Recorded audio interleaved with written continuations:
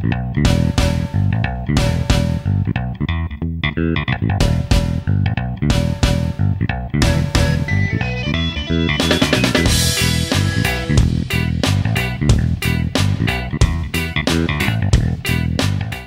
everybody, back with the video here about shooting in the pit shooting from the pit for a concert.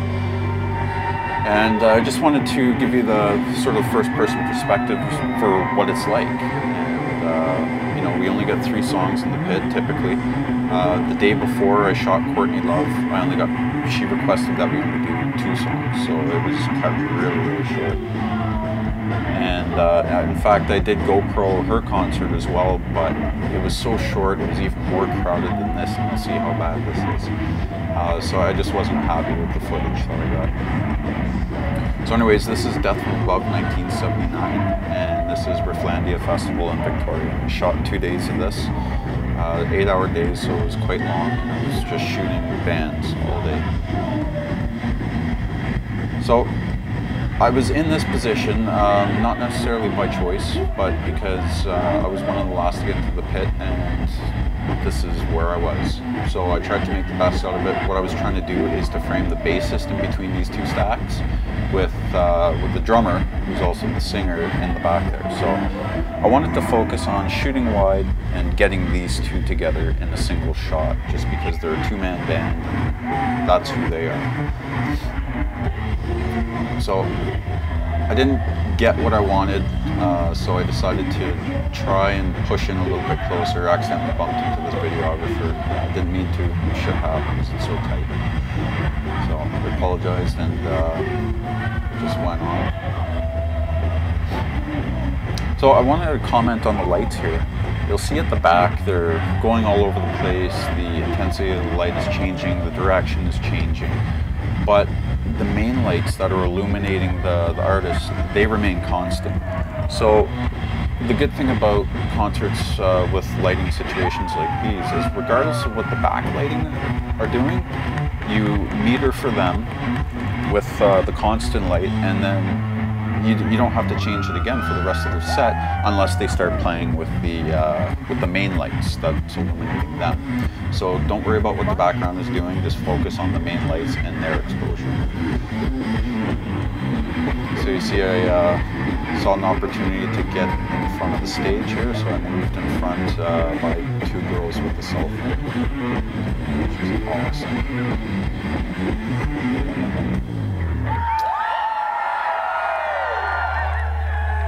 So I look over, I didn't realize right away, it's my GoPro saw it, but I didn't see it right away, so I think I looked over now, saw that they had cell phones, and decided to steal their spot.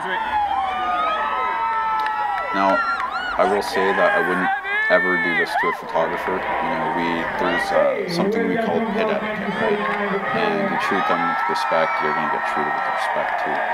However, I have no tolerance for cell phones in the pit. And I'm not trying to be an elitist prick about it, it's just that most of us photographers, we're there on a job.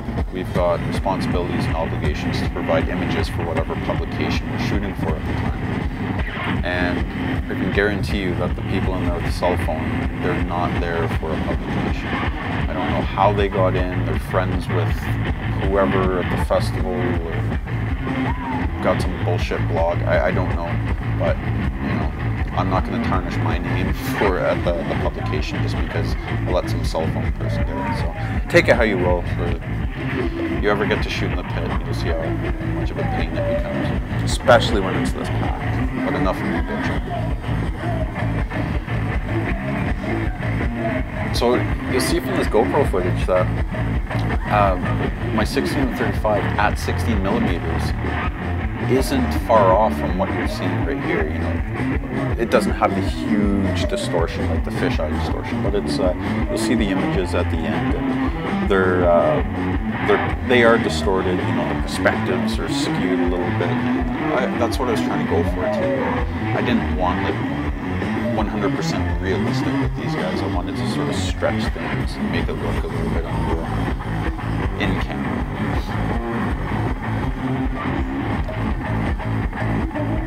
So my goal here was to, I got in front of the stage, sort of center, and you can see that there's these monitors, and that was a huge hurdle too throughout the whole weekend. These guys are not too bad, but there was a whole string of monitors going right across the face of the stage. So you maybe had a foot of space to shoot in between these things. And the stage is like 5.5 feet high, so up to me it comes to about here, and then you're trying to stand on your toes to get the camera over top. So it's not the perfect, ideal situation, but you know, you just gotta make the best of it, do whatever you can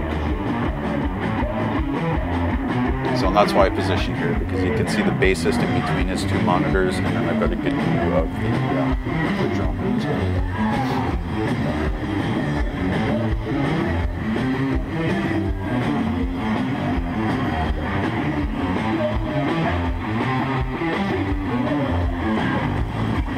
These guys were pretty good. They haven't been together for quite some time, and this is their, I think, their first time playing live in forever. So I don't know if they're going to stay together on a permanent basis again, or what the deal is. But. So anyways, I got what I could get out of that position, so I'm moving on. Try and get something from the side here, just a different perspective, right? You don't want too many images from the same spot, because when you're going through editing, it's just going to be the same thing over and over and over again. So just want to try and mix it up. And the difficult part about the drummer's kit here is because he's a singer, he's got extra mic stands all over the place, which really blocks the view of him. So you gotta sort of get down and try and shoot through it and make sure that you don't have any mics in front of his mouth or his eyes or anything like that. Another cell phone. You wouldn't believe how many cell phones were in the pits throughout this whole festival. There was 2 stages and we'd bounce back and forth. There was people in the pit with cell phones, there was dancers in the pit, there were people that were just standing there, they weren't doing anything in the pit. I don't know what they were there for, but yeah, it was just crazy. This guy right here, geez, I can't remember his name. Maybe I'll put a little annotation in there, but he's got some good stuff. I think he's like the rockphotographer.com or .ca or something like that. He's got some good work. He shoots a lot of festivals. Check him out. So I decided to do the quick lens change here, go to the 70 to 200. I brought 3 lenses, these 2 and the 50. Decided to leave the 50 alone, just go right to long. So what I'm going to do now is get some close shots and then move back a bit, you know, just so I'm not fighting with a bunch of other photographers and photographers.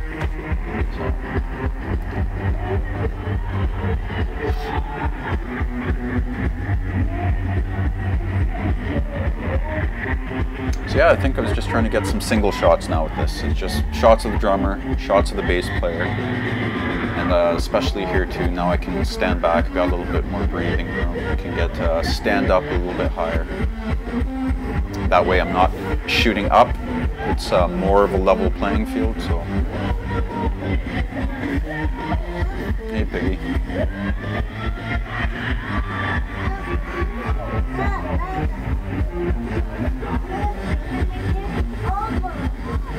So we're, I think we're just about at the end of the 3rd song here, and you know, I think I sort of realized that, so I'm looking around, getting what I can.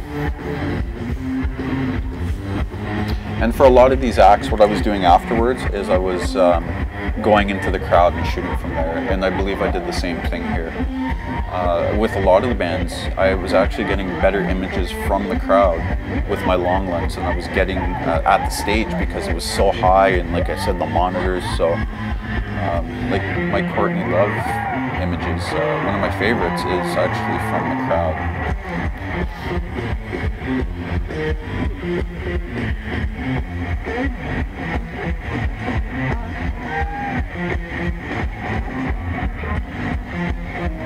So if you want to see the others, like I said, I was shooting this for 2 days. Take a look at concertaddicts.ca or go to my Facebook page and you'll see the whole string of images. You know, all sorts of bands. There's USS, who's a blast to see live. Like I said, Courtney Love.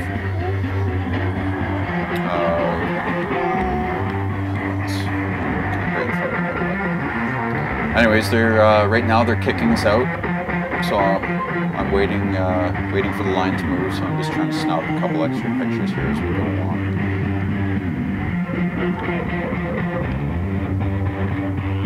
So we're going to move on to the pictures now. So like I said, if you want to see the rest of the images, go to either of those two websites, and we'll see you next time.